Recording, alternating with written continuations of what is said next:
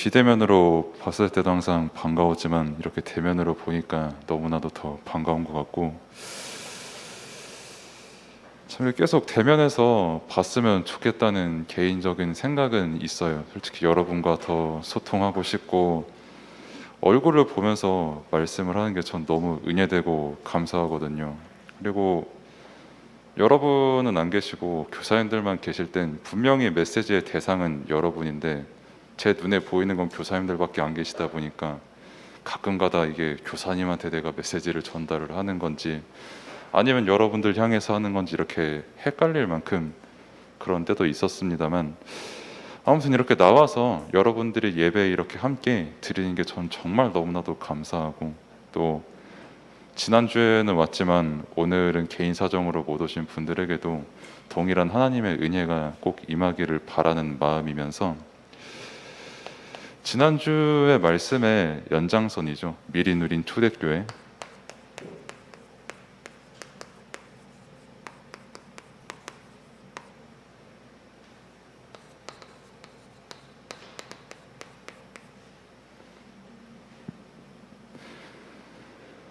초대교회는 처음 최초의 교회라고 할 수가 있어요. 신약 성경에서.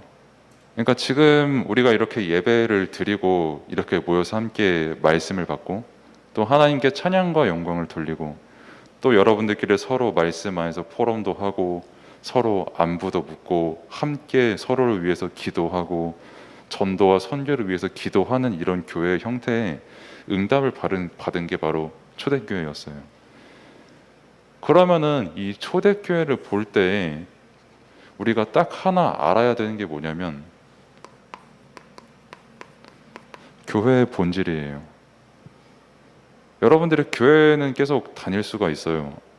재미없지만 다니는 분들도 계실 거고, 그래도 나름 다니는 게 은혜도 받고 힘도 얻고 또 물질적으로 얻는 것도 있으니까 다니는 분도 계실 거고, 아니면 정말 그리스도에 충만해서 다니는 여러분들도 계실 겁니다만, 중요한 거는 왜 하나님께서 교회의 응답을 세우셨을까라는 것을 분명히 알고 우리가 교회의 응답을 누려야 되는 거죠. 그렇지 않으면 자칫 잘못하면 교회에서 내 뜻과 내 소원과 내 동기를 가지고 교회에서 생활을 할 수가 있어요. 그래서 말씀이 기준이 되고 복음이 기준이 되어서 이 교회의 본질이 무엇인지를 알고 여러분들이 교회에서 말씀도 듣고 예배도 드리고 해야 되는 거죠. 그래서 서론을 보면 그 강단의 말씀을 저희가 또 확인을 하면은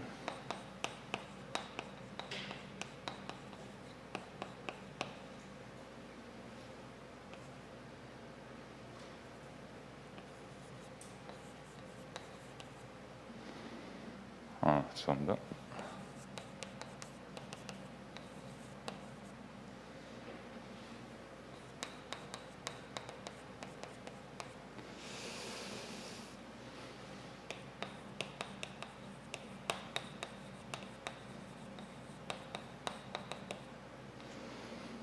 바울은 절대 언약을 가지고 있는 사람이었어요.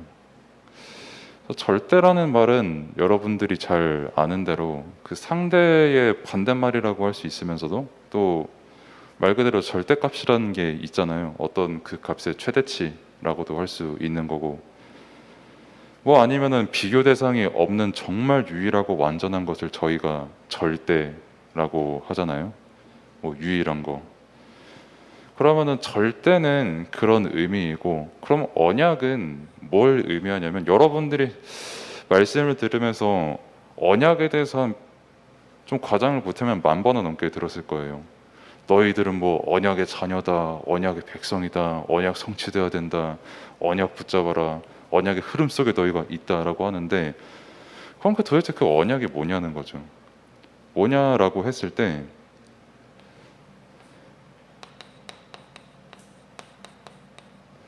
창세기 3장에서 인간이 하나님을 떠난 죄를 지었잖아요. 그렇죠?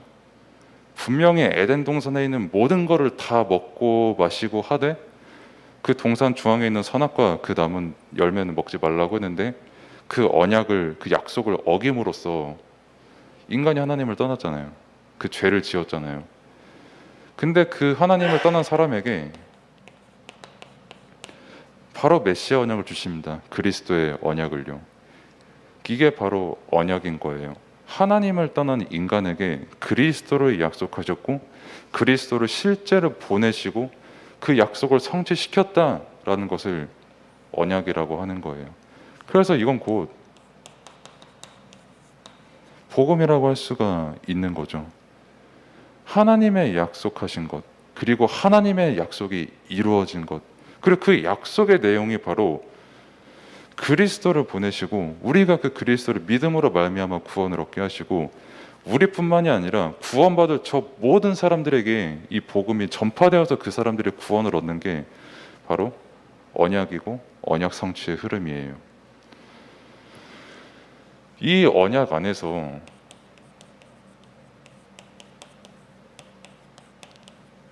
바울은 인생 결단을 한 사람입니다. 뭐 결단을 한 거죠. 되게 비장하면서도 결단을 했다는 거는 무엇보다도 되게 그 사람이 합리적인 결단을 했다라는 거예요.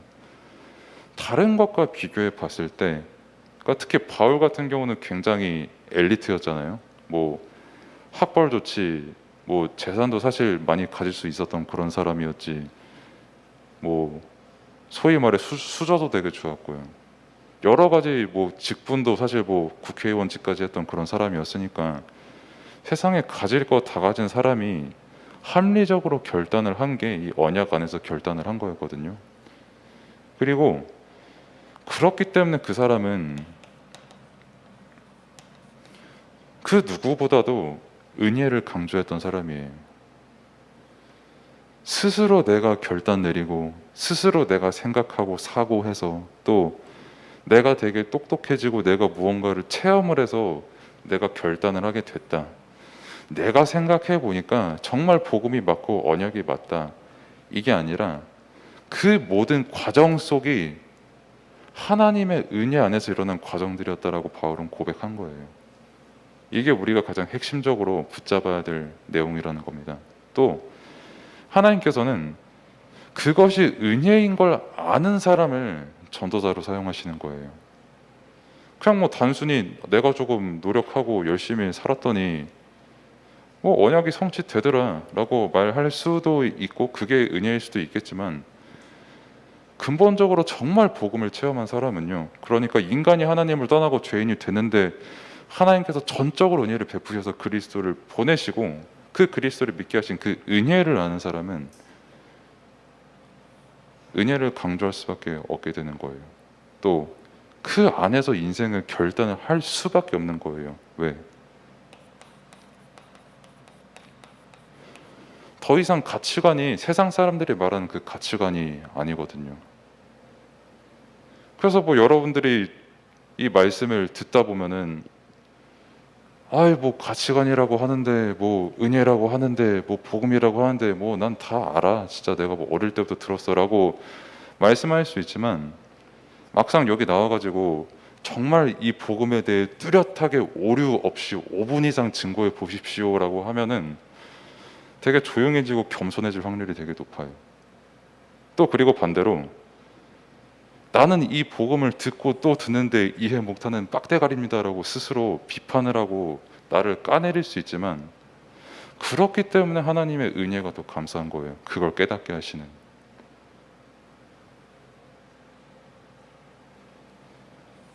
바울은 보는 게 달랐어요. 내가 저 사람을 볼 때, 나 자신을 볼 때 저 사람의 노력이나 아니면 어떤 세상이 말하는 어떤 그런 성공이나 아니면 조건이나 그걸 따진 게 아니라 하나님의 은혜가 기준이었어요. 나에게 하나님의 은혜가 입었고 저 사람이 그리스도를 믿었다는 것은 하나님의 은혜가 임한 것이니 그게 모든 것의 기준이 된 거예요.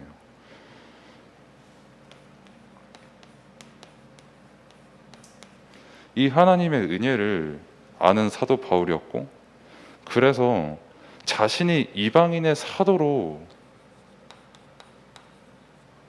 부름받은 것을 되게 담대하게 고백했어요. 뭐 이것도 이방인의 사도라는 말은 이방인이 그냥 되게 쉽게 말하면은 외국인이잖아요. 그러니까 나 말고 타 문화권에 있는 사람, 타 국가에 있는 사람, 뭐 외국 생활을 하고 있는 랩런트도 지금 여기 계시고 하다 온 랩런트도, 그 사람들한테 내가 이방인의 사도라고 담대히 내가 고백할 수 있느냐라고 한다면 결단코 쉬운 일은 아니에요. 솔직히 이방인까지 갈 것도 없고 그냥 내가 교실에 가서 나는 예수 그리스도의 부름을 받은 하나님의 자녀란다 라고 내 옆에 친구한테 고백을 한다면 친구가 여러분을 다른 시선으로 보게 되겠죠. 그걸 아마 두려워할 확률이 여러분 높을 것이고. 근데 사도 바울은 되게 담대하게 고백했거든요. 심지어는 그 여기 본문의 배경이 된 갈라디아서에 있는 사람들이 아니 저게 무슨 이방인의 사도냐, 뭐 키 작지, 뭐 혀 짧지, 뭐 발음도 어눌하지, 뭐 약속하면서 약속 지키지도 않지, 이런 사람이 어떻게 사도야라고 하는 그 상황 속에서 하나님께서 나를 이방인의 사도로 부르셨다라고 담대하게 고백을 했던 게 사도 바울이었어요. 그 말은 뭐냐면 여러분이 지금 보잘것없고 혹은 아니면 여러분이 너무 잘났고 그 이전에 하나님께서 여러분을 렘넌트로 부르시고 하나님께서 여러분들을 이방인의 사도로 똑같이 불렀다는 거예요. 여러분 스스로에게 복음이 필요한 사람이고 여러분이 누리고 가지고 있는 그 복음을 전달할 사람으로 여러분들을 세우셨다는 겁니다. 그게 중요한 거예요. 그게 은혜예요. 그래서 여러분들의 가치관은 다른 사람과 달라야 돼요. 여러분들의 인생 결단은 철저하게 이게 기준이 되어야 돼요. 내가 조금 잘 먹고 잘 살겠다가 아니라 왜 하나님께서 나라는 존재를 허락을 하셨고 왜 하나님께서 말씀을 듣게 하셨고 내가 잘 먹고 잘 살아야 되는 이유가 진짜 뭐지라고 여러분들이 생각은 할 수 있어야 됩니다. 그건 누구든지 할 수 있는 생각이에요. 또 하나님의 자녀인 여러분들은 반드시 해야 될 생각이고요.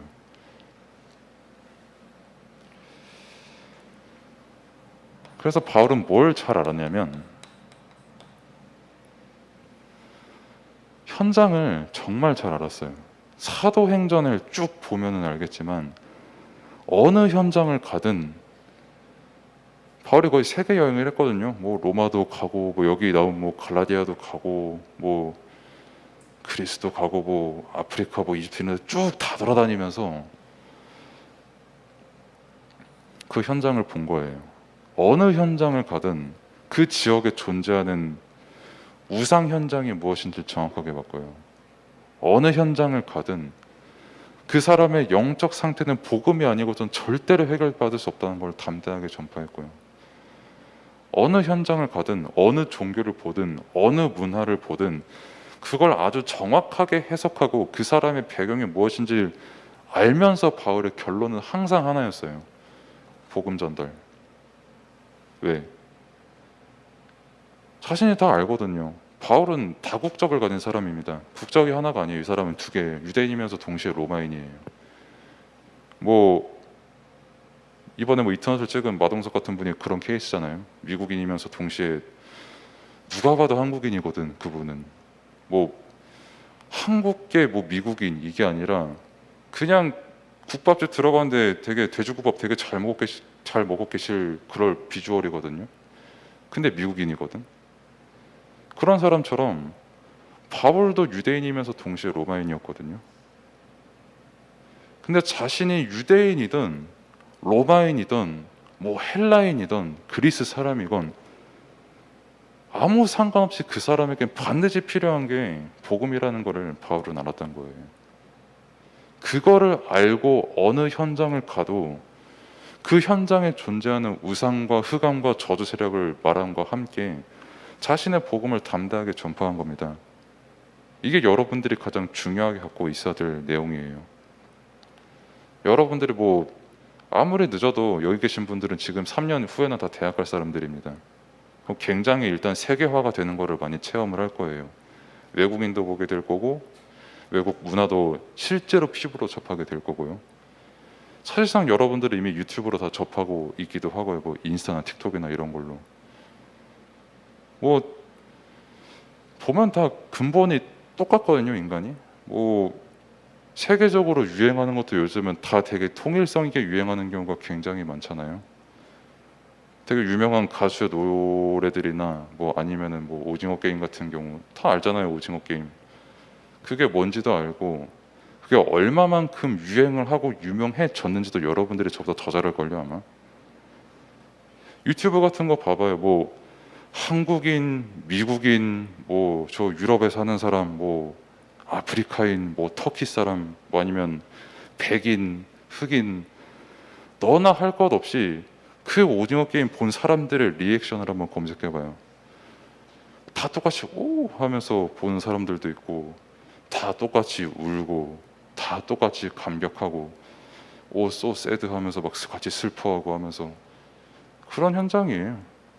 세계적으로 막 달고나가 유행하고, 뭐 국정만 그럽니까? 뭐 심지어는 저희 신학생 동기들끼리도 신학 공부하면서 뭐 좀 자료 같은 거 공유하고 도와주면 고맙다고 하면은 에이 우리는 깐부잖아 이러면서 같이 그렇게 서로 농담도 주고받고, 그만큼 유행이 똑같이 흘러가고 있는 현장이에요.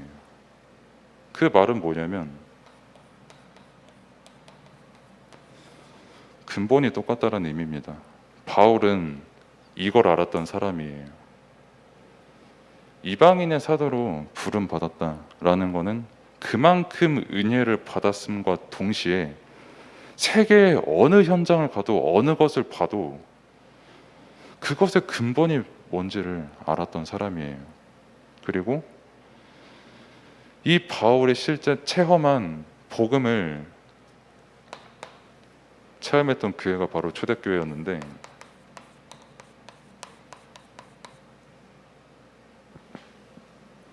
뭐 갈보리산 언약 앞으로 오늘도 말씀을 드릴 거고 앞으로도 계속 나올 겁니다. 뭐 시간이 많이 갔기 때문에 길게는 설명을 못 드리겠습니다만, 갈보리산에서 십자가를 지셨잖아요.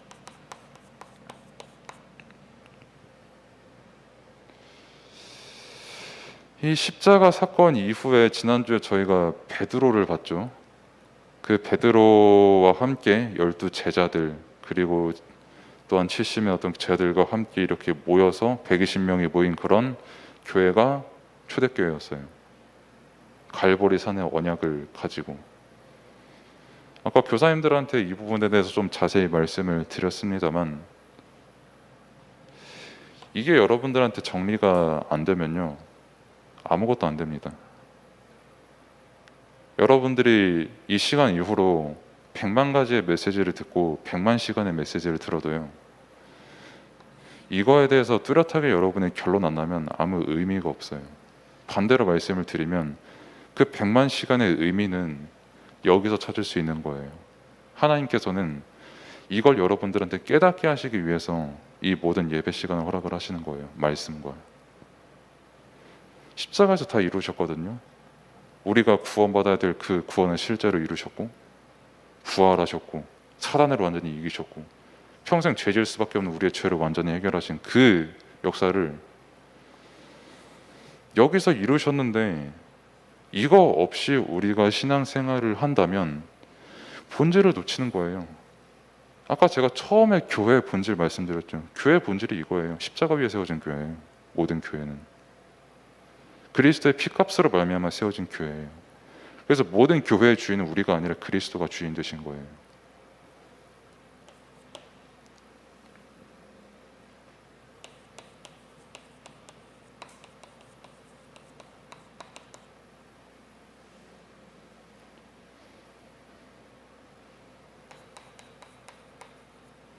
교재를 참고하시면서 보시면 되겠지만, 한마디로 우리의 모든 삶의 내용이 감람산 언약에서 나오는 겁니다. 왜 예수님께서 제자들을 40일 동안 모으셔가지고 그렇게 하나님 나라의 일에 관련돼서 설명을 하셨냐면, 그게 너희들의 배경이다. 그 배경 아래 너희들이 사는 거다. 그리고 그 배경 가지고 앞으로 너희들이 어떻게 살아가라라고 하는 그 모든 시작과 본론과 결론이, 특히 우리의 삶에 대한 모든 내용이 감람산 언약에 내포된 거예요.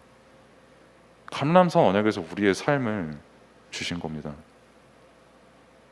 뭐 내가 어떤 예능인으로서 살아가든, 아니면 진짜 학자로서 살아가든, 아니면 직장인으로서 살아가든, 그거 이전에 우리의 삶의 본질이 무엇인지를 감람산 언약을 통해서 우리가 반드시 기억을 해야 된다는 거예요.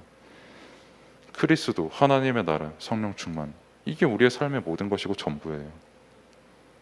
뭐 오늘은 그리스도에 대해서 들었으니 다음 주에는 그럼 다른 말씀에 대해서 들읍시다. 그럼 우리의 삶이 더 윤택해집니다 라고 할 수도 있고, 여러분들이 실제 수없이 많은 인턴십을 해야 되는 건 맞아요.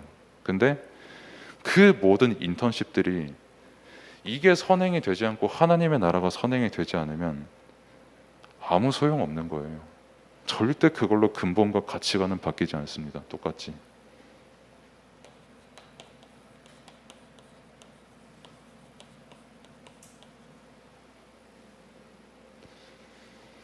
성령 충만 받고 땅끝까지 복음을 전파하게 될 것이라는 그 언약을 주셨잖아요. 그리고 실제 사도행전 역사가 일어났잖아요.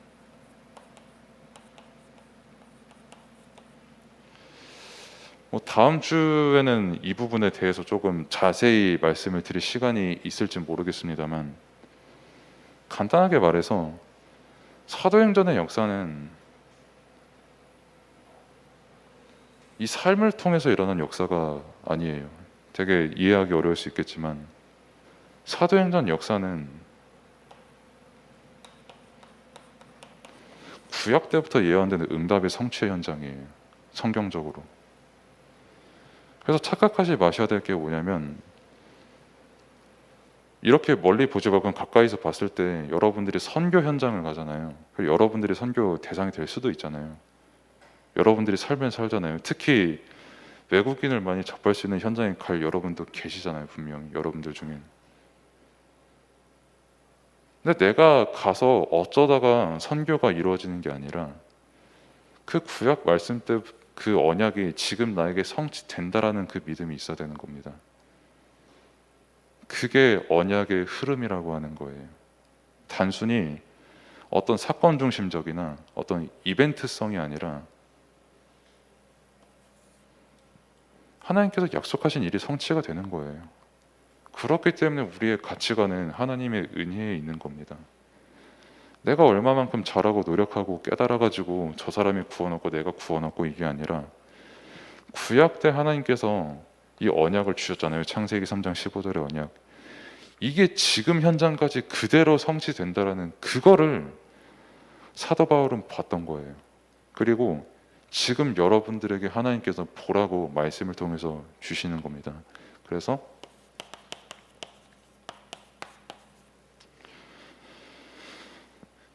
여러분이 하실 기도는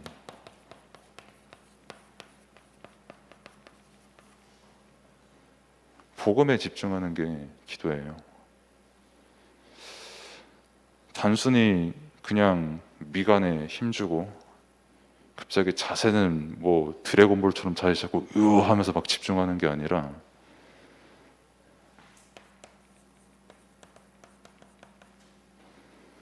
그냥 모든 것을 복음으로 보는 겁니다. 정말 쉽게 예를 들어서 지금 여러분들이 말씀을 듣고 있잖아요. 그 제가 여러분 앞에서 이렇게 말씀을 선포하고 있잖아요. 거기에도 이거 가지고 질문을 할 수가 있는 거예요. 하나님, 저 전도사님은 왜 저렇게 목소리를 깔고 설교를 합니까? 라고 질문을 할 수도 있는 거고, 하나님, 진짜 피곤해 뒤지겠습니다 라고 질문할 수도 있는 거고. 장난처럼 들릴 수 있지만 그만큼 하나님께서는 여러분들의 모든 것을, 여러분들의 모든 삶을 지키시고 돌보시고 동행하시고 그거를 누리기를 원하세요. 그게 집중이에요. 올바른 집중. 뭐 어떤 당연히 찬양 들으면서 조용히 기도하는 시간도 필요하고, 뭐 이른 아침에 뭐 새벽에 어떤 그런 촉촉한 공기 마시면서 막 들숨하면서 주여 하면서 하는 그것도 중요한데, 가장 중요한 거는 여러분들 자신부터 해가지고 모든 것을 바라볼 때 복음으로 보는 거예요. 이게 기도입니다. 그리고 이게 하나님께서 가장 기뻐하시고 원하시는 기도예요. 성경은 니네 하루에 몇 시간 기도해라. 니네 진짜 간절히 목 놓아 외치며 샤우팅하면서 매일 밤낮 구분 없이 기도해라 라고 하신 게 아니고,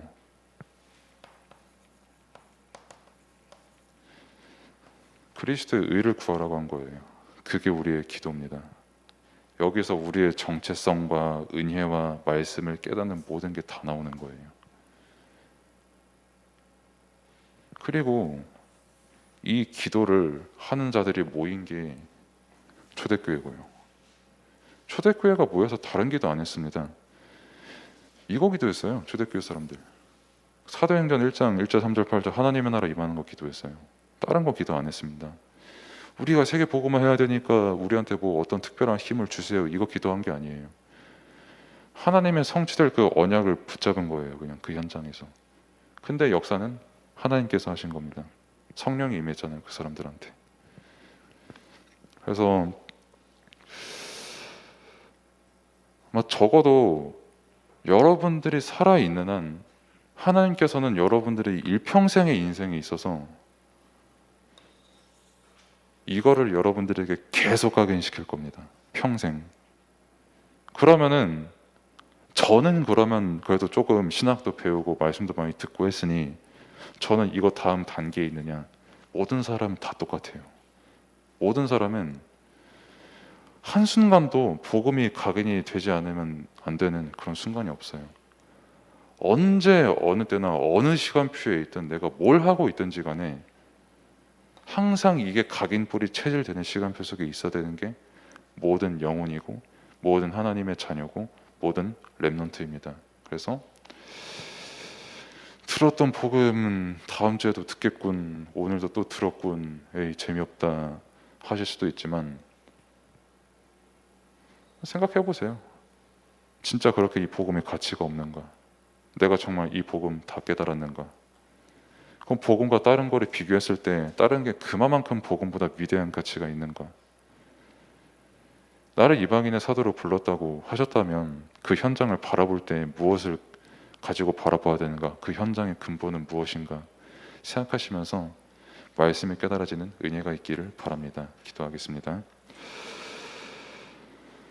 하나님 감사합니다. 정말 다른 것이 기준이 아니라 정말 하나님께서 말씀하시고 행하시고 그 증거 중에 증거인 예수 그리스도가 기준이 되어서 나 자신에게 상대방에게 어느 현장을 가든지 오직 복음만 증거하고 누리고 그 은혜 안에 거할 수 있는 그런 삶을 살아갈 수 있도록 하나님께서 인도하여 주옵소서.